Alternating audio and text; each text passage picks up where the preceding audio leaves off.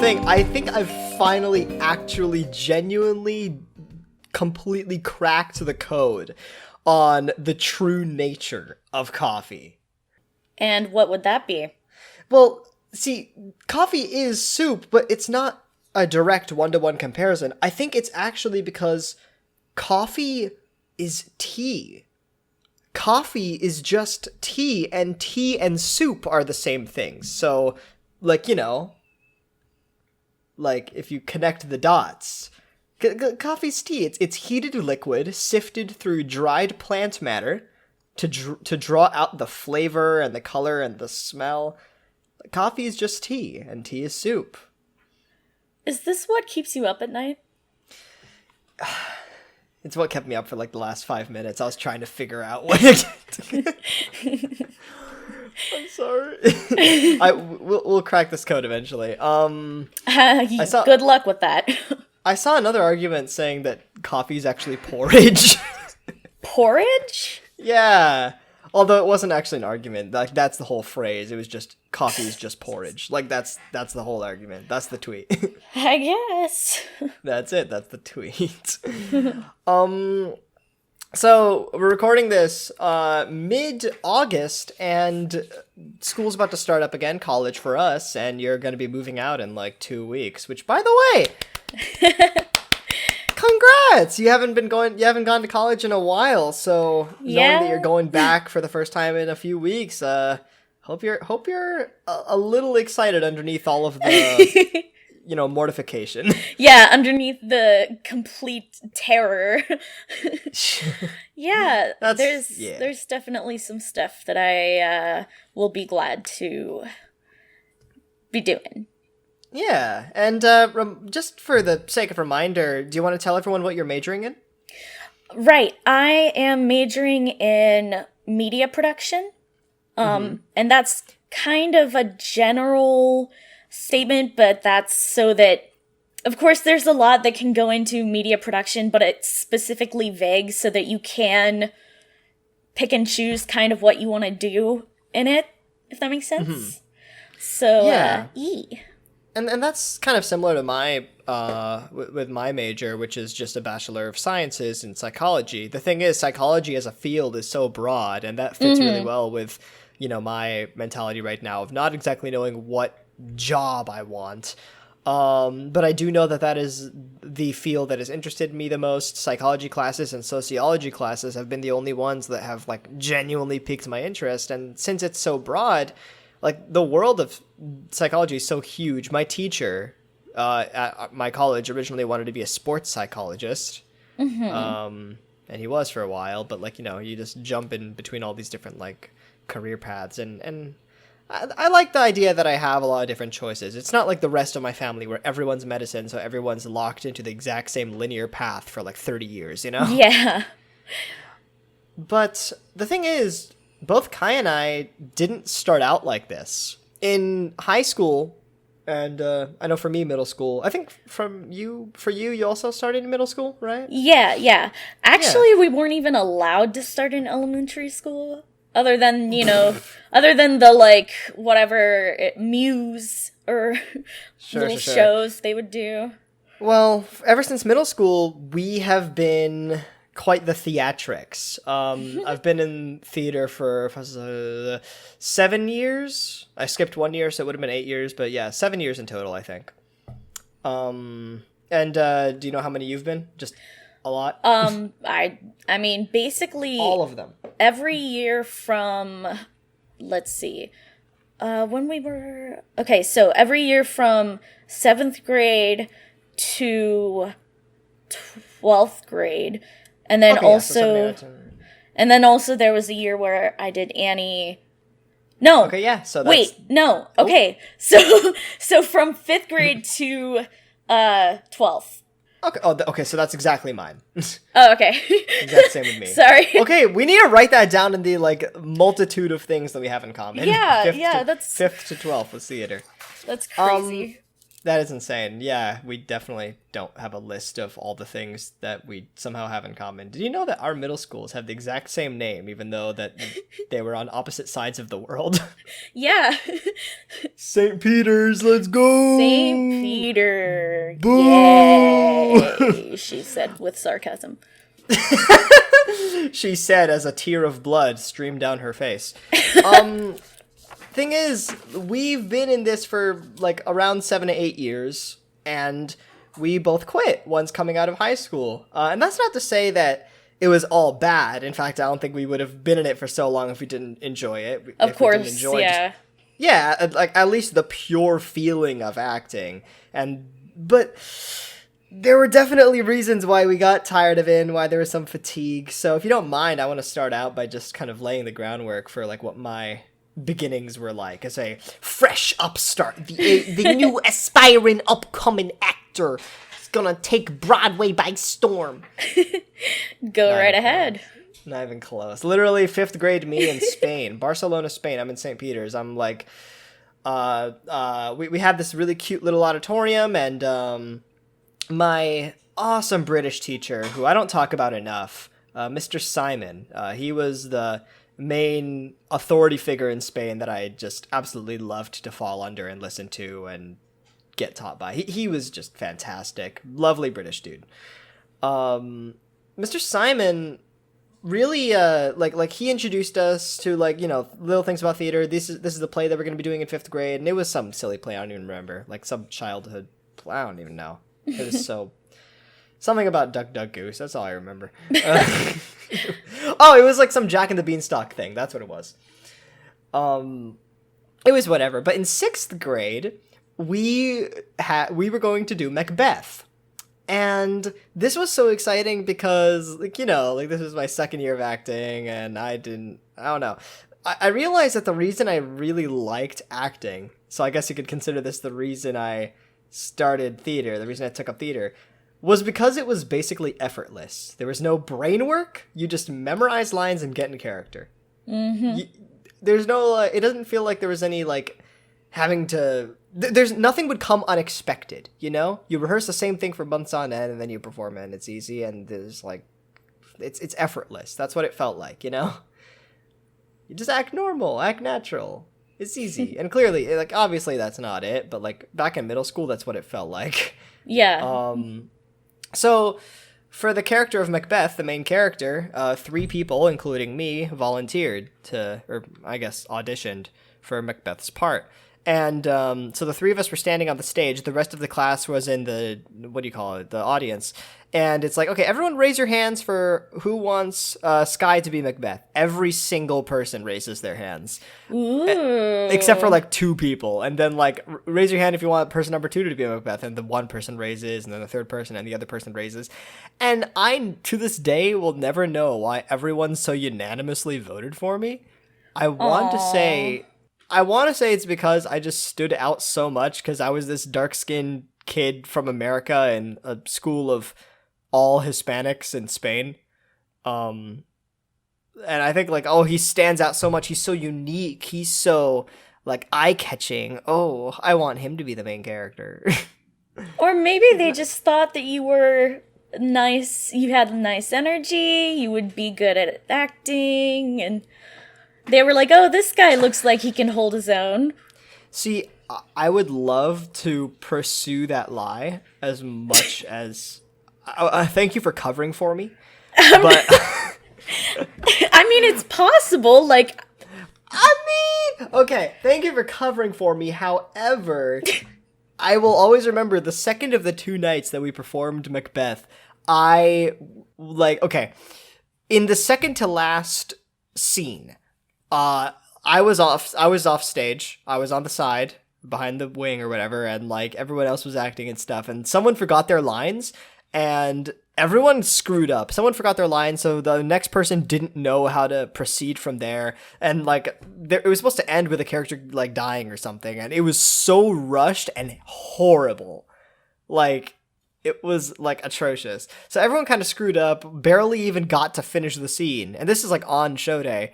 They get off stage, and then the final scene is supposed to open with me coming on stage.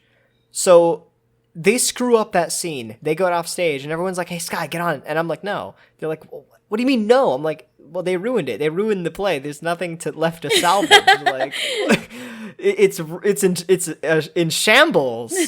What's the purpose of me going out there and trying to resuscitate what is already dead?" I don't want to go out there and try to clear up the crap show that just happened.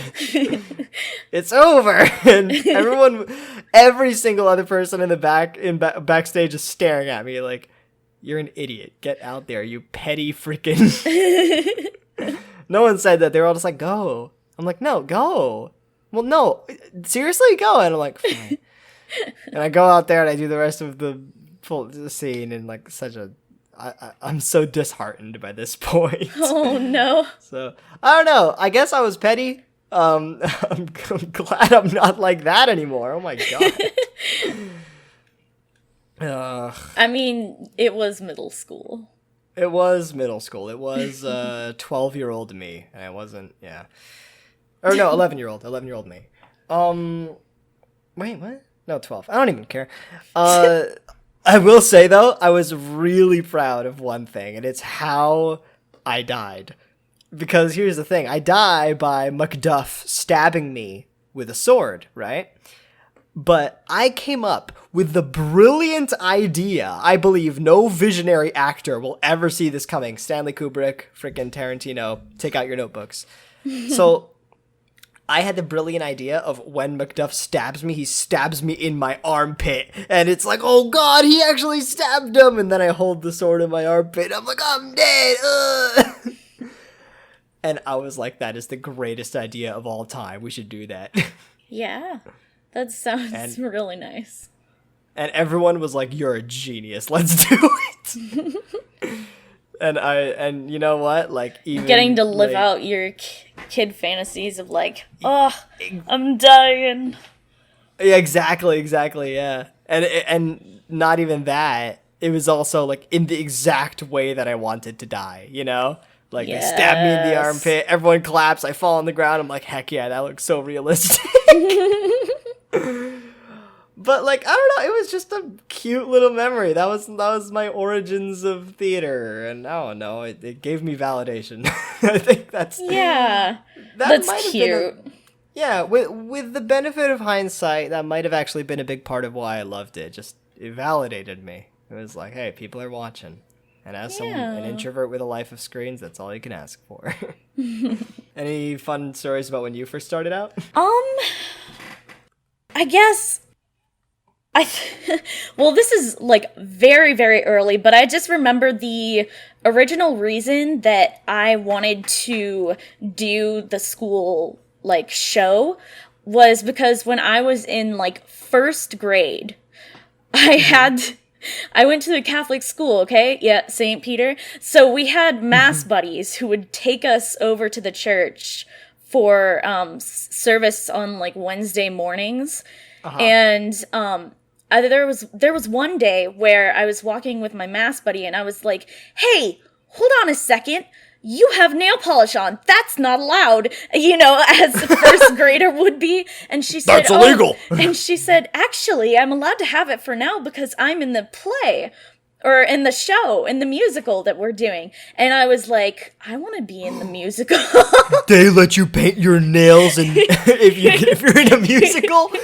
Yeah, sign me up. The very first thing that just made me like interested at all. But I've always That's been adorable. Yeah, but I had always been like a pretty dramatic kid and very energetic, and I love to sing, and I, you know, so it was probably gonna happen anyway.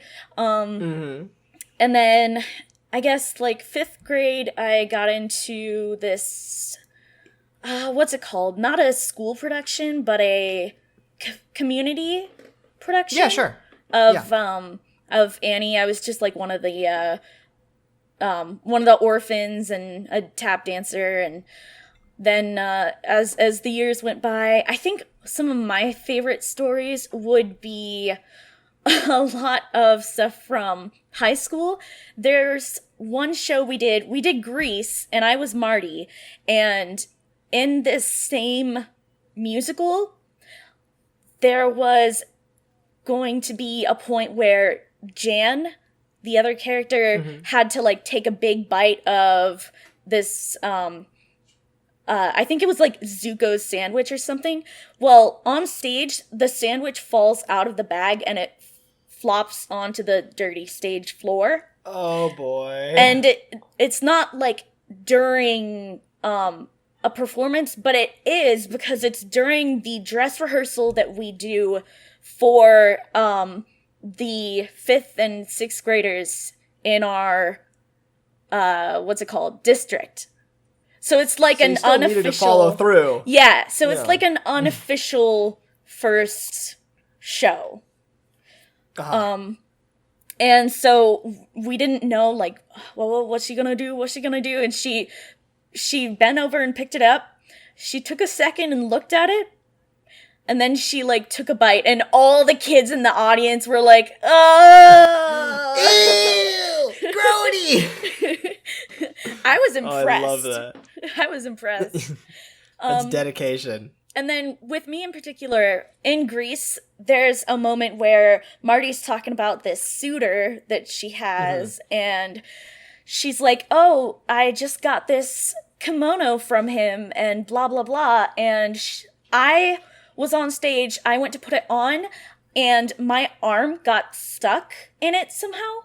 I covered it pretty well, but I put on one side and then the other side of my arm got stuck in it and I couldn't finagle it out into the sleeve and so I was like trying to get it for a good moment, trying to be subtle because you really couldn't tell if you weren't looking for it. But then there's a line coming up. I know there's a line coming up about this ring I have on my finger that I'm supposed to show the other girls, and guess which hand it's on. Guys, I promise I have it.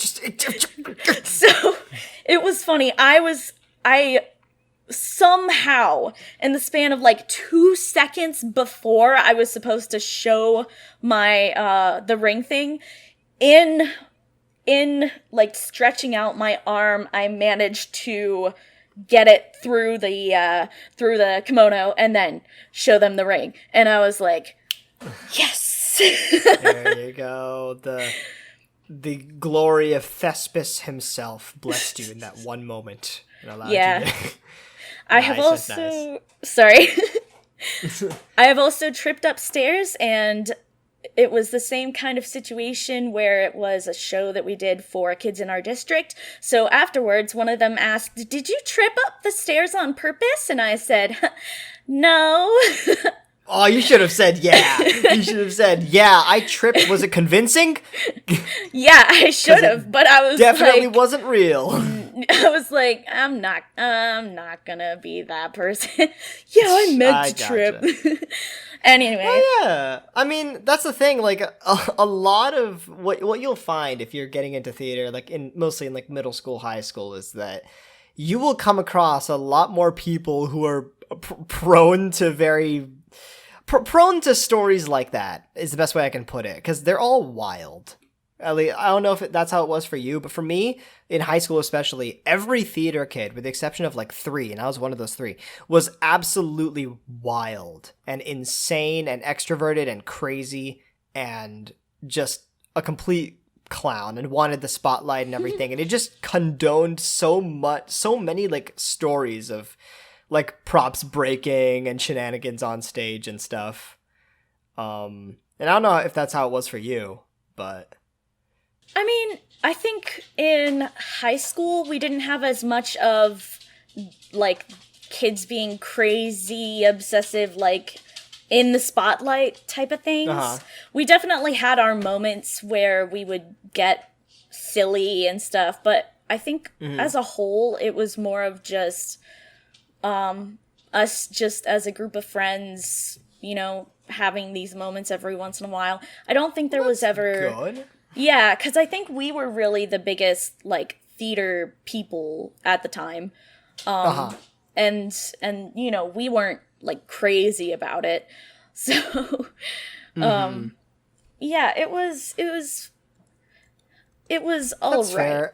I guess my thing is, And I guess, like, this would give a good idea of the reasons why I am not in theater anymore. I think one of the smaller reasons why I originally wanted to leave was because these people were... they... Okay, I know that our theater director really loved these kinds of people. These kinds of people who weren't shy and the kind of people who were so willing to act out of, just act out and be loud and, like, talk about whatever, because, like, that's the kind of attitude that is easily malleable for a director to be able to tell them, like, this is the kind of character you're going to be doing and, like, stuff like that. If they, as opposed to the quiet guy on the side. And I don't know, like, I usually tell this one story of this pool party at the end after we all graduated, and it was this pool party of a bunch of choir and theater kids, where my main memory of that is this one theater kid. It was these two theater kids. One of them was in the pool, one of them was on the side, and the guy on the side grabs this plastic chair and, like, throws it into the pool at the guy, and then jumps in the pool. And then the guy who's in the pool grabs the plastic chair and starts hitting the other guy over the head with the plastic chair. And we're on the side going, like, yeah, these are what theater kids do. Jeez. Yeah. I don't know. But, like, I didn't want to be like that. I didn't mesh with a lot of them. I had, like, my own little theater trio in class, and aside from that, we didn't really mesh with them. But I feel like a more significant reason as to why I didn't pursue theater afterwards was because after I left high school, there weren't as many, if any. I don't know if we had any community productions that were anywhere near me that I could have auditioned for. A lot of the productions around here were all attributed to high schools. I didn't find any community productions that I'd be interested in. The only production that I was in that wasn't necessarily attributed to a high school was like it was like as part of a summer camp type thing, and it was still like it was still a school district. It was still held by the school district, so I don't know. It was just hard to get into any shows after graduating, basically. But the most significant reason I left was because of the nature of my theater director's casting choices. In my I forgot if this was 10th or 12th grade, but one of those 2 years, we were told what show we were going to do, and we were told, like, our deadlines and everything, and, like, what he's looking for, and set design and all that. And then he wanted to have someone act as a stage director. He wanted someone to, be able to direct all the kids while the teacher's not around, obviously, right? So I was like, yeah, I'm good at that. I can do that. And I raised my hand, and the other guy who raises his hand is, like, the teacher's favorite guy. He's in theater, and he's in choir, he's in extracurricular groups, and he's just the teacher's favorite, and, like, they just know each other in and out. I'm also raising my hand, and he's like, and he literally says to me in front of my whole class, like, you want to direct? And I'm like, I mean, yeah. Like I'm thinking back to the Macbeth thing, where, like, I was one of the 3 that auditioned for Macbeth, and I'm by far the most soft-spoken, and yet I got the part. So I was like, okay, well, I'll just do that again. But this time the teacher was like, you want to do it? And I'm like, yeah. He's like, have you directed a show before? I'm like, no. He's like, okay, then the other kid can do it. I'm like, cool. You know that meme where it's like work experience. You know that meme? That's what it felt like. Yeah. And I guess, like, I don't know, like that was the first of many instances of casting culture really proving to be the main reason why I just don't want to be a part of theater again. Not necessarily because, oh, I'm good, or oh, I'm bad, or like, oh, I'm good and the teacher doesn't recognize that, or the casting director doesn't recognize that. More just, I don't like the thought of my whole livelihood. If I were to fully pursue theater, I don't like the thought of my whole livelihood, my whole source of income, all being dictated by if this one guy, like, thinks I'm good for the part or not, and if he doesn't, then I have to go looking somewhere else, and never being rooted in one place. never being guaranteed work, you know? Mm-hmm. That's a scary thought to me. Yeah. And that is definitely the biggest reason why I started looking for other other things to major in once I got into college. So I definitely experienced a lot of those things you mentioned, even if that first bit about the people in high school wasn't relevant. There were some people like that, especially when I went to college, that I was like, oh, I'm not gonna gel with them. And yeah, like, oh, that's a bit much, I guess. I also had, even though I had opportunities to do things after high school, I was still kind of stuck on things that happened during high school. Like, for example, with the whole biased casting thing, our senior year, our director basically picked this guy for the main part literally because of his own ego, like the director's ego. Oh my god. Because he had this story of how he wasn't in theater or anything, but then one day somebody asked him to or I think maybe it was an actual, their actual director at the time asked him if he would try out for the musical, and then he did, and he got the main part. And he's always talked about, he's like, I'm so proud of that. And so I'm 99% sure he picked this guy just because it's like passing down his legacy, you know? This guy was okay at acting, but the problem was we were doing a musical. So he was not a good singer at all. I mean, I was the other lead, and I felt like we didn't have chemistry. And it was so Judging from the way you're describing him, it definitely doesn't seem like there's chemistry on your end. Well, yeah, no. But it was infuriating, especially because my friend, my very good friend, Grayson, he had the talent and had the drive, and he worked for it, if that makes sense. I'm not saying he deserved that part, but basically he deserved that part. Yeah, okay, yeah. Are we wrong? I mean, we're not wrong, though. I mean, at the very least, pick somebody who can sing. Yeah. And they did some half-assed excuse of Grayson, yeah, he's great, but his voice is a little higher than the role calls for. And I was like, he can still hit the notes.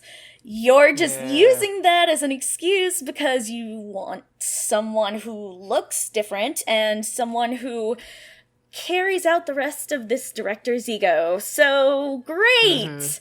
And he really got screwed over because he was so good, and he had been getting background-ish parts for a while when he was definitely good enough to hold a show. And it was just really frustrating. Yeah, that is frustrating. So, yeah. Yeah.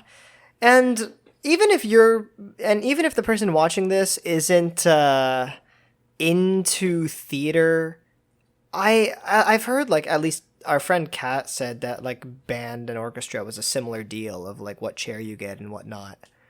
I think it depends on the school, because in my school I don't think choir was like that. I mean, I just haven't heard. I just wasn't part of my school's choir, so I wouldn't know. Yeah. I think it depends on the school, on the teacher, on just the whole environment around their classes. Right. So it can be like that. Yeah, and at the very least, it's never fun when merit doesn't earn you something, you know? Yeah. I think that alone, if there's anything to grab from that, I think that alone is the biggest reason why we left. So, something else I feel like I should mention is around, oh my god, I don't even remember if this was 11th or 12th, but one of those 2 years, I discovered this little website called Cast and Call Club, and I was like, oh, hey, this is kind of cool. People basically do voice auditions there. And I was like, sign me up. And I looked at a bunch of different projects and just auditioned for a bunch of random like projects like that I thought I'd be interested in, video game franchises that I like, and characters that I like, and I didn't get auditioned for any of them, and that's fair. Or I didn't get cast for any of them, and that's totally fair because I was bad. I was bad, and my mic was worse. I'm not mad about that. What I am mad about is that the people who were good didn't get cast either. And the thing is, the person who would get cast, and I'm thinking of like two specific casting calls when I'm saying this. The person who did get cast was the YouTuber with over 30,000 subs who auditioned. Well, obviously that person's just like, yeah, why wouldn't you cast that guy? It's going to give your project clout. You're going to get that popular retweet. You're going to get that community post. Why wouldn't you audition that? Why wouldn't you cast that guy? And they're good. Obviously they're good. They wouldn't have the fame and popularity if they weren't good, hopefully. We were talking the other day about how like no one has ever gotten popular without luck. Which, yeah. Hey, food for thought.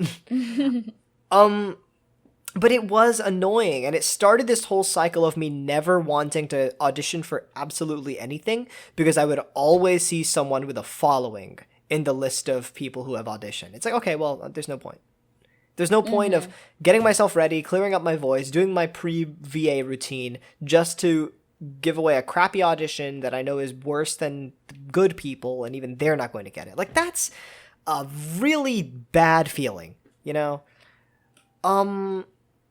So imagine my surprise when this one Danganronpa voice acting group decided to accept my Kazuichi Soda audition. And would you like to know who the person who was the moderator for that project was? Sure, tell me. Yeah, the girl watching this. No.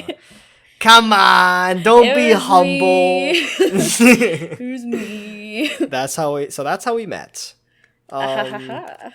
Yes. So I still had this bad mic, and while my impression was okay, my acting wasn't, in my opinion. But it was enough to get me in the group, to get me in contact with Kae, and more importantly, in that span of time, back in like 2018 or whatever that was, more importantly, it just boosted my self-confidence, you know? It was one solitary, recognizable instance where casting culture actually pulled through for me. And I remember specifically, like, out of all the auditions, you picked, like, I think mine and, like, someone else's, and then it was, like, between the two of us, you gave us, like, a longer script to read, and then based on those, you picked me, I think. I don't know if that sounds familiar. Yeah, so, like, you know, that was very encouraging to me. So, regardless of the amount of work I ended up doing, that just boosted my confidence, and it was like, you know what, VAing might be something to consider, considering it takes less work than physical acting, having to go out there, you know? Takes less work, and it's also a lot more common in these online communities that we're in, these video game, anime-centered communities. Voice acting is much more of a, you know, it's a talent you see more often in these communities than stage acting. Oh, yeah. Yeah. So I wanted to pursue that. I didn't end up doing too many auditions after that point. I just did like silly impersonations here and there, and I just kind of practiced them alongside, like, as I did my live play series. Like, any character would come up and I'd do the best impersonation I could. But it was good training. I was happy about that, especially because when I eventually got back in contact with Kae in late 2019,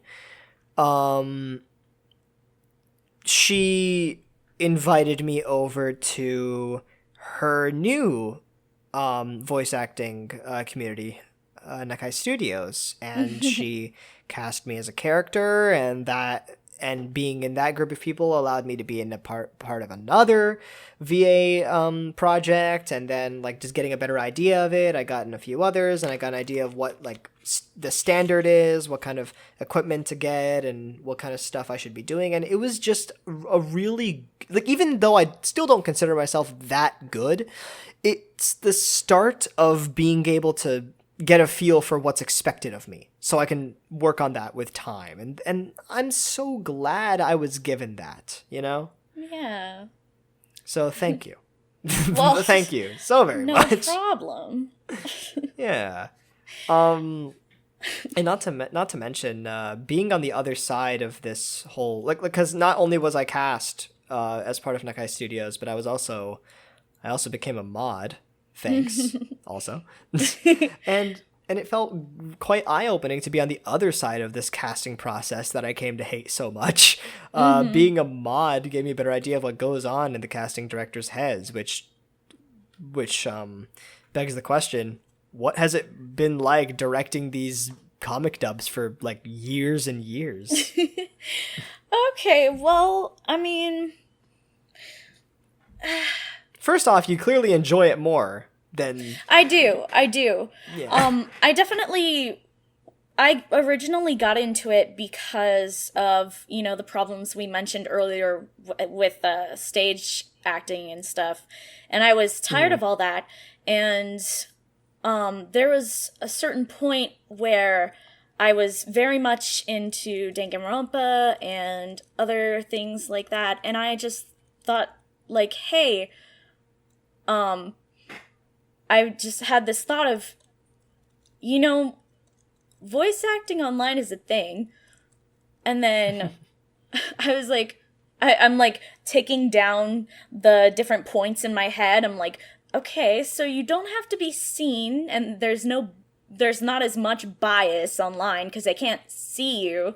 If you want to do some acting for fun, that's the good place to go for it. Would be like comic dubs and stuff, and just whatever you find that you want to try going for. And then so then I started Dangan Voice with my friend Gareth way back, and also Darley. And Dangan Voice was the name of that the one project in 2018. Yeah. So, and then that ended up not working out. A lot of the reasons had to do with, like, people not turning stuff in, but then there was also a disagreement with the people in charge of, like, what we wanted to do with the group. So after that, I'm thinking, like, hey, I still want to do this. I want to have fun with this. Why don't I just make my own group? How dare you? How dare you have fun? That's not... This is theater! Yeah, but I was just like, I want to have fun, and I want to... If I'm the one who has the idea from the beginning of what I want this group to be, then I can go into this project and I won't feel like it's gonna just fall apart all around me, you know? Yeah, and I think that's amazing considering the amount of ambition and dedication it takes to start from the ground up. It's really easy by comparison to like I know we've been talking about how difficult it is to get cast for things sometimes, but like at the end of the day, if you get cast, then you're in. Like, they ask you for lines, you give it to them, that's it. It is comparatively much harder to be the director of a project, since you're the one who has to look for all these people. You're the one who has to make sure they get stuff on time, and Kai has to deal with so many moving parts. Because that's not just VAs, that's also editors, that's also sound designers, that's a lot. Artists, and So there's always something that you don't even think about, that, oh, hey, by the way, we have to deal with this. Oh, right. Yeah. Right. So it's definitely, there's so much that goes into a project. And for example, this will help you guys with your own auditions. Things that we have to keep in mind when we're going through auditions and deciding who we want to cast. It's never just a simple, is this audition good? Yes, no. Yes, they're cast. No, they're not cast. That's never it. Hardly ever. The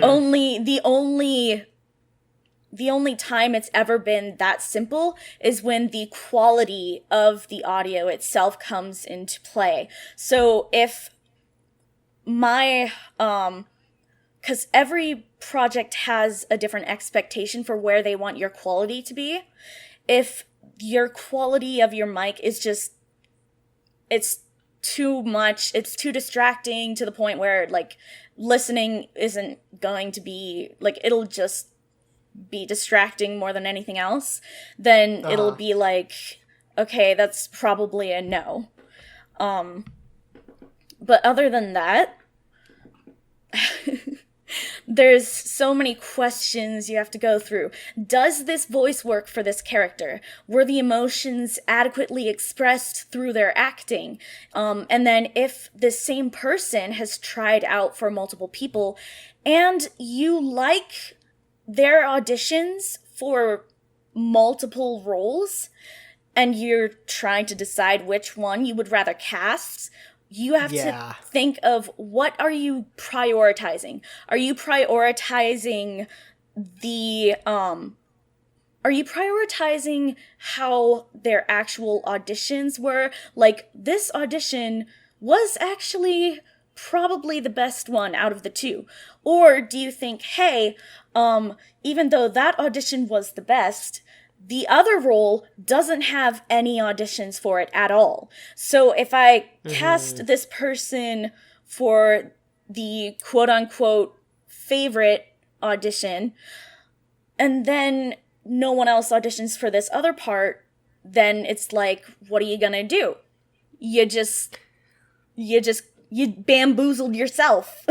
You just nay-nayed. Also, like, that reminds me, when you said favorite audition, Casting Call has this thing where you can, like, thumbs up an audition, right? And usually you'll have, like, 0 to 1 thumbs ups on each audition. Like, you don't really go around, like, thumbs upping every good one you see. It's not Twitter.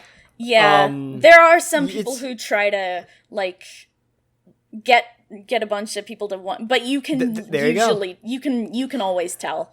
Like this. There's no middle ground on the website. That's the funniest part. It's either like you get 0 thumbs up on yours or 1 thumbs up on yours, or someone has like 25 on his. It's like, okay, well, you posted this to all your friends. Yeah. That's literally not making you look any better. But if you're to grab anything from this podcast, if not the anecdotes about why the whole casting culture thing is so dumb, or if not the fact that there is actually this sense of leniency with, at least with Kae as a casting director, if you have any interest in like working on your acting chops or anything like that, then, you know, we're in quarantine. You're not going to be doing much like stage theater. So if you want to try a voice acting, you don't have to get a $100 Blue Yeti or Snowball or other winter ass themed expensive frickin' equipment. No need to buy a whole sound booth. Record in a closet or drape a really thick blanket over you. That's definitely not what I do. And get a mic, which, like, you don't have to get one of those expensive ones. There's one that I got for around $35, which is the one that Kae used. We're both using it right now. And with that as a solid foundation, some casting directors will be willing to take you up and work on the performance side of things, which is what actually matters. That's just a really quick way of getting the quality stuff out of the way. If you get that out of the way, then they will be able to tell you, hey, do this inflection. Hey, we like this voice being less raspy and more, you know, from the chest and less from your throat and stuff like that. They will be willing to tell you stuff like that and be willing to actually listen to you if you get that that foundation of quality down first. And that doesn't take too long to put off if voice acting and the whole behind the scenes of getting to create one of those like animated videos or comic dubs on YouTube interests you. You know, that's something to consider when you're in quarantine, because that's definitely a lot of what the two of us have been doing in quarantine. Yeah. Yeah. Yeah.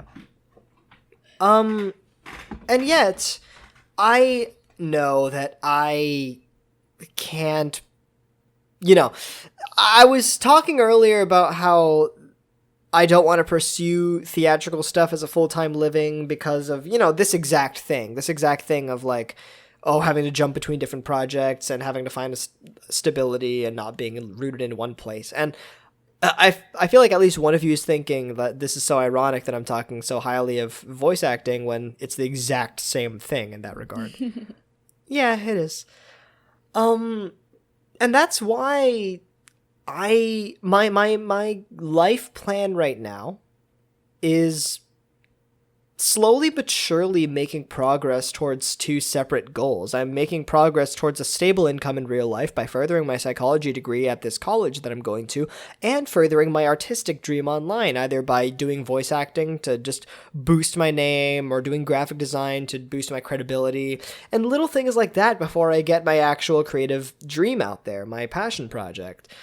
I am more passionate about my online passion project, but I have no intent to stop going for my psychology degree or any college thing as a result, because I don't like the idea of like, a passion project failing or there being no more venues of income online. So I'm just kind of left drifting with no money, I want to create a safety blanket for myself. Definitely.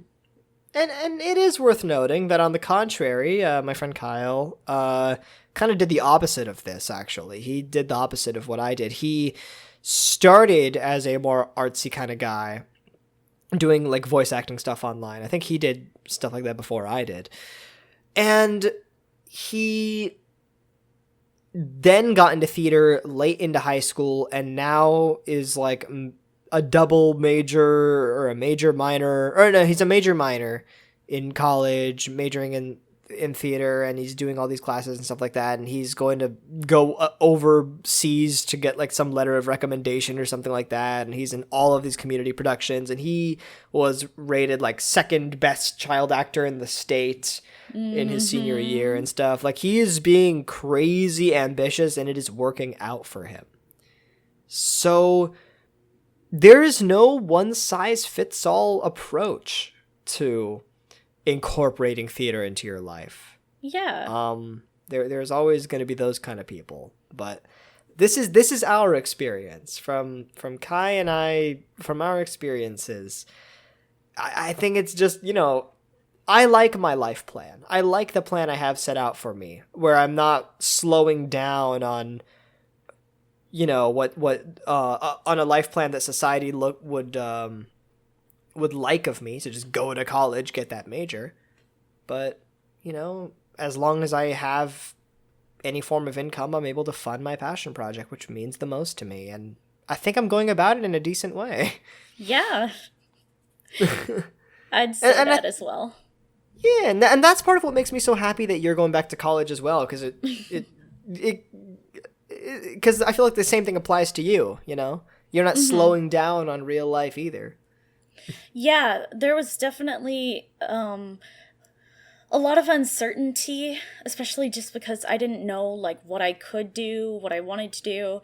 And I think I found a good middle ground, because even though I really love doing like voice acting stuff and I love doing stuff on YouTube, I also found media production just as a career is an option for me. And not only will that provide me with a more stable life, I guess, but it'll help with the other things as well. Yeah. And, again, something I feel like I want our fellow Life of Screen watchers to grab is that there's a lot of value in being able to being able to pick a lifestyle that can ensure both stability and enjoyment, because a lot of the time you're going to hear that as like, pick one job. This one job, if you enjoy it, then it's like you're never working a day in your life. I'm like, yeah, that's fair. But as someone who doesn't know what job they want yet, I know the career, I know I know the field, but I don't know what exact job. And truth be told, like the main thing people think is like, oh, you have a psych degree, you're going to be a therapist. I genuinely don't think I would be the best therapist.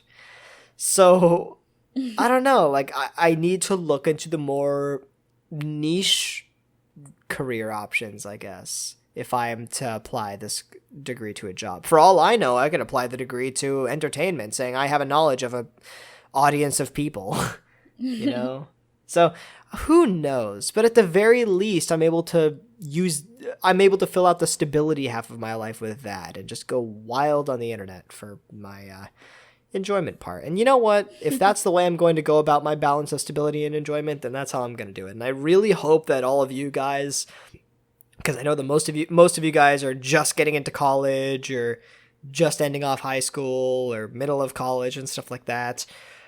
I hope that you guys can use that sort of template as a way to figure out, like, what do I want to do? Oh, I'm an artist on Twitter, and I really enjoy doing these commissions.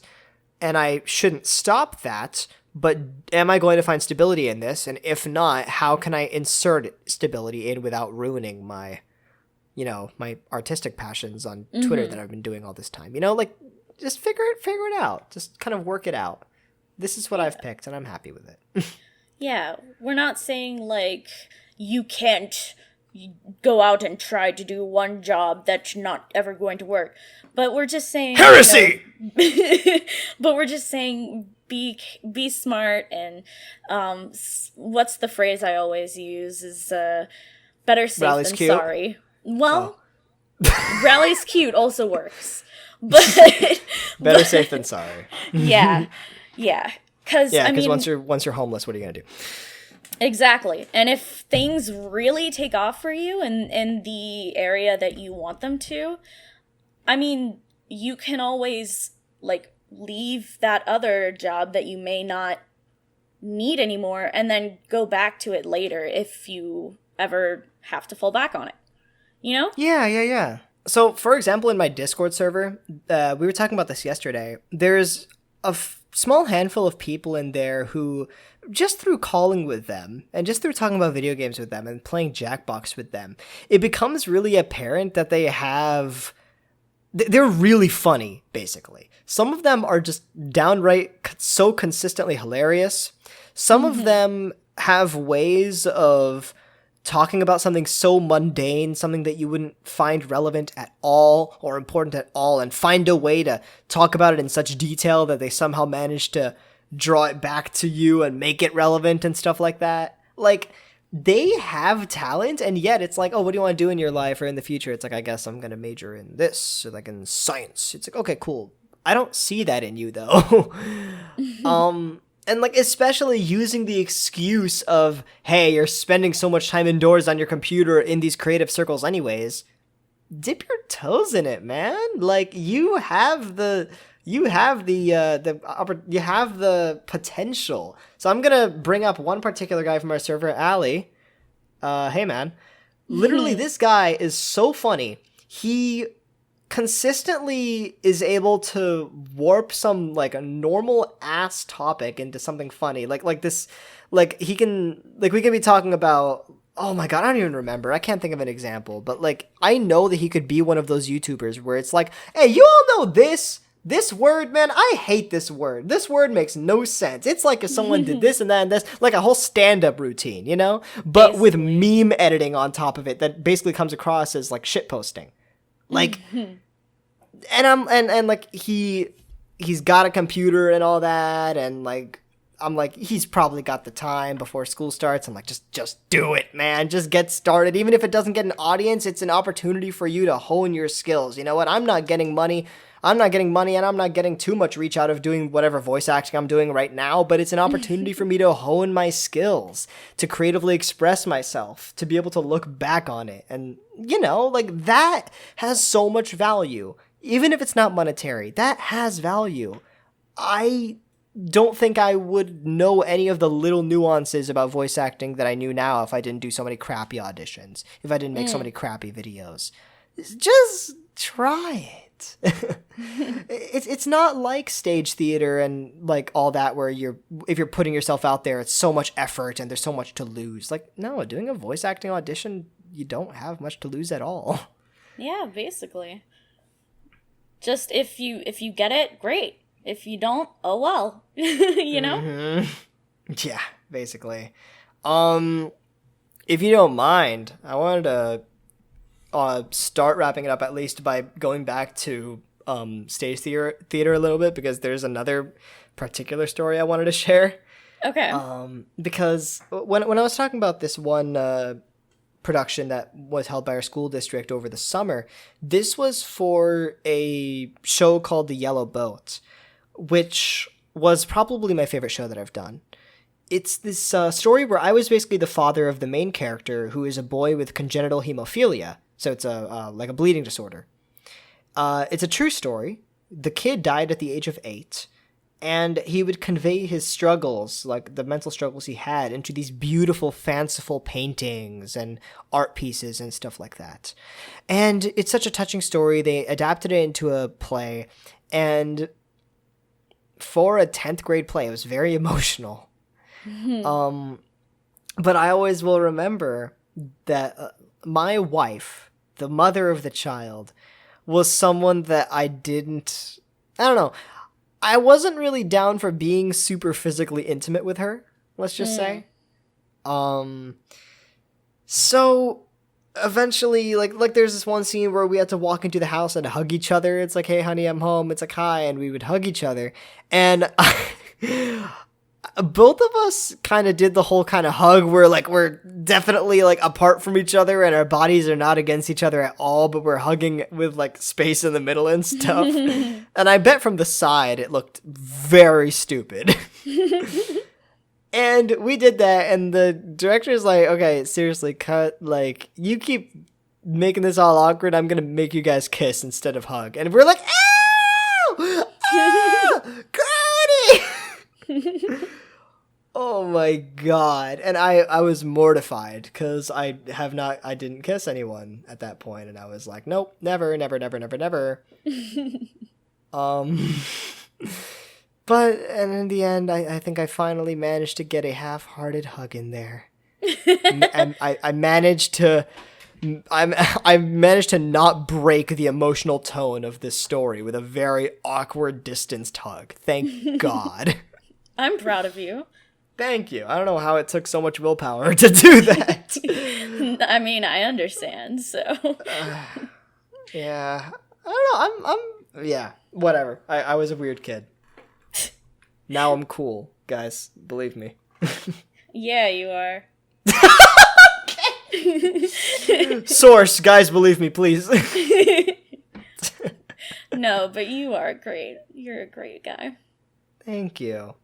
Also, my one other very quick story. My last play that I ever did was this one act called Check Please, which was a very good way to go because it was just a funny comedy about how like me and my girlfriend broke up, and then we go on a series of dates with like a series of blind dates, and they're all atrocious human beings.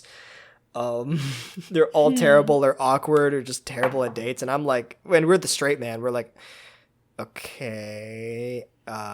So do you like this and that? And they bring up like it was just great. It was so funny. And it was such a good way to leave theater. I will say that at the very least, that for all of the negative things I said about my high school theater life, it was such a lighthearted, fun play to end on because I was like the boyfriend in that show. I was the guy who like got to date all these random people and be all like, okay, everyone's kind of crazy. And it was such an entertaining character to leave on, you know? So, I mean, hey, all's well that ends well. Yeah. I definitely learned a lot in theater, and even though there were some bad moments, there was a ton of good ones as well that I'm glad I didn't, like, give up halfway through a show or anything, you know? especially, I'm really proud of, there was this one moment in particular, I think it was during Greece, where someone forgot their lines. It was Zuko. And I have, like, everything memorized, like, not just my own. So he forgets his lines, and there's, like, a beat where we're kind of, like, standing there. And we had just been told from the director, like, we are, like, it was very close to Tech Week, so he was like, we're not giving you any lines. So there was a beat, and then I realized what was happening, and I said something to the effect of, is there anyone else we're gonna invite? Therefore reminding Zuko that he was going to invite, what's her name? Frickin', I don't know, the nerd person character maybe, or something. Yeah. So, and then just, it was something so small, but just hearing the director be like, thanks, Kai, like, in the audience as that was happening, that just felt like, I was really proud of that. I felt really proud. You saved it without the audience knowing, and that is something to be very proud of. Yeah. Because, because too often are there times where it's like someone forgets their line and, like, the other person, I guess, just modifies their line to kind of segue, but you actually, like, reminded him of his line and then, like, carried it on like normal. And that's something to be proud of. That is awesome. Yeah. Yeah. So, regardless, at the end of the day, even though we both are gone from the theater scene, we're both finding new ways to express ourselves, either through voice acting instead of stage acting, and through just being general clowns. And you know what? I'm happy with that. I'm happy with being the goofball dork that I am.